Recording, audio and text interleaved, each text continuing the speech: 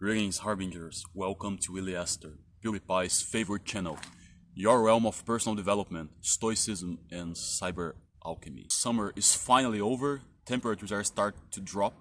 I'm so glad. Anyway, let's go to the video. Imprinting Theory. Why you love what breaks you. The first thing you've ever loved wasn't a person, but a pattern. What if I told you the way you fall in love, the people you chase, the gods you worship, are all ghosts of something that you never actually chose? Not memories, but imprints. In 1930, the anthologist Konrad Lorenz discovered something haunting, and I'll be quoting him. If ducklings are exposed to a moving object after they hatch, even a human, they will imprint on it as their mother. They'll be following it, they'll be obsessed over it, because their tiny brains are wired to bond with the first presence that brings them warmth and safety. So it's not love, it's just survival programming, pure and simple. Now imagine what happens when we apply this imprinting theory to us humans. The mother who is there but cold, the father who is kind but unpredictable, the first caregiver that teaches you that love must be earned. These early emotional environments become blueprints, not just for identity, but for trust and even gods themselves. You chase cold lovers, you sabotage stable connections, you will reject peace. This is powerful because your system will only recognize chaos as home. And that struck really hard on me, and I'll make a few tangents in a while, toward the end of the video. So stick with me, this is gonna get more interesting. So Carl Jung once said, "Till you make the unconscious conscious, it will direct your life, and you call it fate." We confuse trauma with destiny, and we mistake patterns for people. And unless we are awakened to it, we'll keep loving ghosts. Now, let me give you some practical example. We can trace a parallel of this imprinting theory concept with today's modernity. The world as we know today, I say from the millennium generation onward, that it seems only obvious to our generation, and because of course it was a completely different world for older generations. So relationships, for example, I see a lot of men from my generation and younger men complaining they can no longer date because it's unsustainable. Women are demanding too much, according to this men, and bringing little to the table. There is an explanation for that, and it has to do with social media, with liquid modernity, and with imprinting.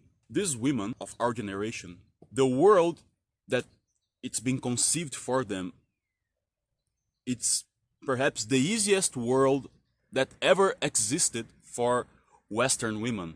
They've rightfully conquered the same rights as men, talking throughout history, the right to vote, the right to have a career, and whatever, exert the same freedoms that men had before. Since we are intrinsically different, the unfolding of how these behaviors are executed between men and women, again, since we are at our core different beings, different organisms, women are different than men, and vice versa. So the biological aspects that makes us different had created some phenomena that we're still trying to figure out. And this has nothing to do with what's been accomplished, and it was a great advancement from our society. But we now have to pay attention to these new patterns and understand them and try to find a solution for us all. So let's talk about social media. Social media has become a platform of attention. These women never had so much attention in history that a woman could ever have. And then this traces back to the biological factor.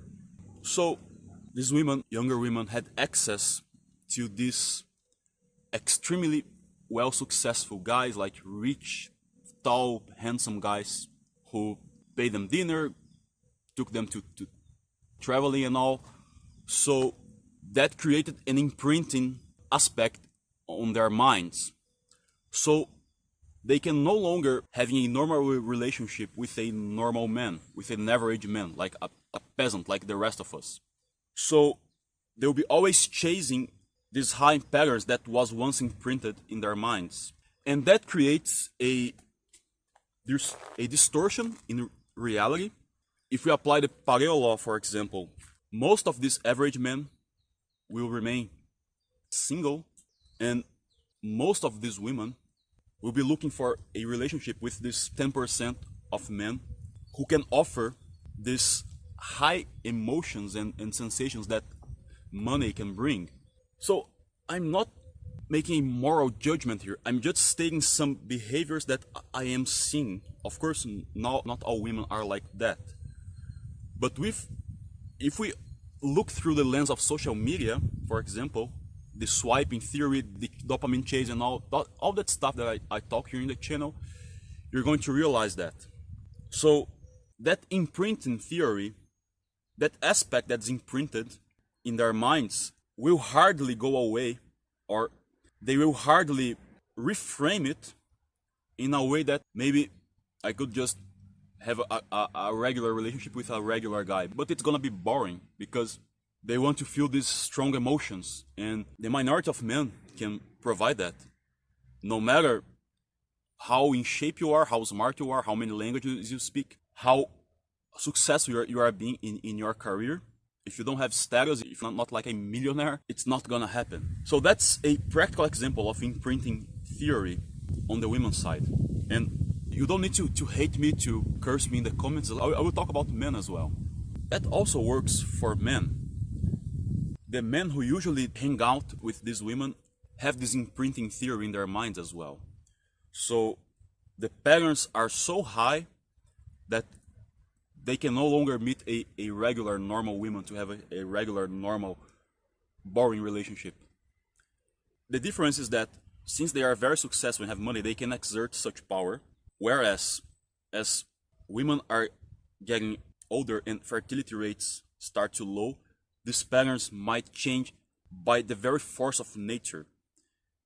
And again, this is not a sex war, this is not men versus women, but it's simple biology. The biggest and ultimate difference between the male and the female, let's put it like that, it's the reproduction capacity. Nature, biology, has this overwhelming difference between male and the female in regards to their reproduction capacity. I'm not sure why is it like that, and what would be like if it was different, but men can reproduce pretty much all of their lives, whereas women has a very limited time window to do so. And always the reproductive feminine organ is always bigger.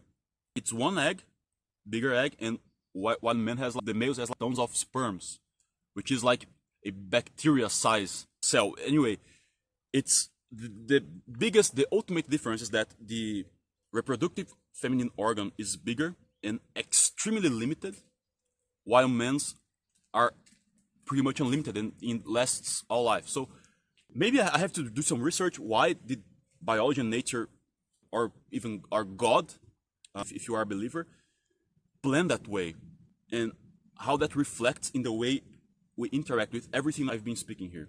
So it's something for us to think about.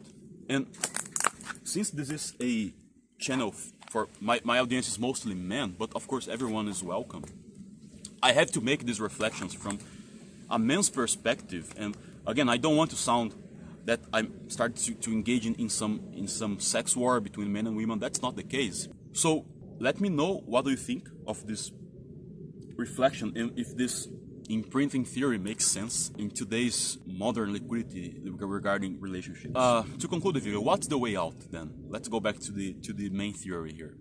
Reimprinting doesn't mean erasing your past, but it means creating new definitions of safety, love, and power. But again, reframing is hard, I tell you. How can you do it? I don't know, therapy, stillness, solitude, reading, introspection, self-reflection, whatever. Active and honest search for the truth for this sort of change, which is not easy, especially for these extreme cases that I've quoted before. Surrounding yourself to what it feels like home to you and reframing that meaning so it's something good, something beautiful, something lasting, something that adds to your life in a positive way, and not just a mere aspect of pure interest just for the high.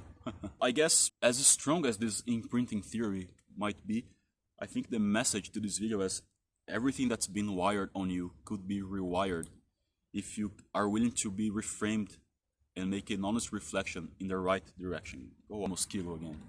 And I will end the video with this question. What was the first emotional pattern that you ever called love? And is it still controlling you now? Anyway, I hope you enjoyed. See you in the next video. El Psy Congo.